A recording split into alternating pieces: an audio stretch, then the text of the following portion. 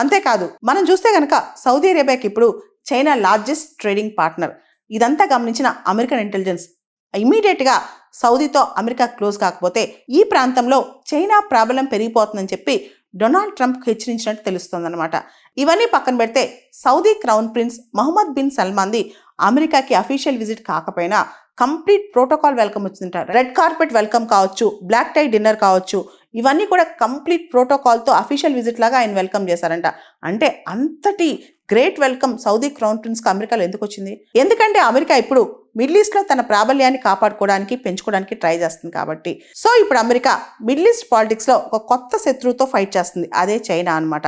ఇవన్నీ పక్కన పెడితే అమెరికాకి ఎప్పుడు క్లోజ్ అలై ఇజ్రాయెల్కి సౌదీ అరేబియాకి మధ్య ఉన్న దూరాన్ని చెరిపేయాలని కూడా అమెరికా ట్రై చేస్తుంది. సౌదీ అరేబియాని అబ్రహాం అకార్డ్స్లో జాయిన్ అవ్వమని చెప్పి అమెరికా ఆల్రెడీ అడిగింది. అయితే పాలస్తీనాకి ఫుల్ స్టేట్ హుడ్ ఇచ్చే దిశగా అడుగులు వేస్తే ఖచ్చితంగా మేము అబ్రహాం అకార్డ్స్ గురించి ఆలోచిస్తామని చెప్పి సౌదీ అరేబియా సమాధానం చెప్పింది. మొత్తానికి డొనాల్డ్ ట్రంప్ మాత్రం మిడిల్ ఈస్ట్లో కొత్త అడుగులు వేస్తున్నారని చెప్పొచ్చు. మహమ్మద్ బిన్ సల్మాన్కి అమెరికాలో గ్రాండ్ వెల్కమ్ దొరికింది. అమెరికా అధ్యక్షుడు Donald Trump Saudi crown prince Mohammed bin సల్మాన్కి ఏర్పాటు చేసిన డిన్నర్కి Nvidia CEO, Tesla CEO, Apple CEO అందరూ కూడా వచ్చారంట.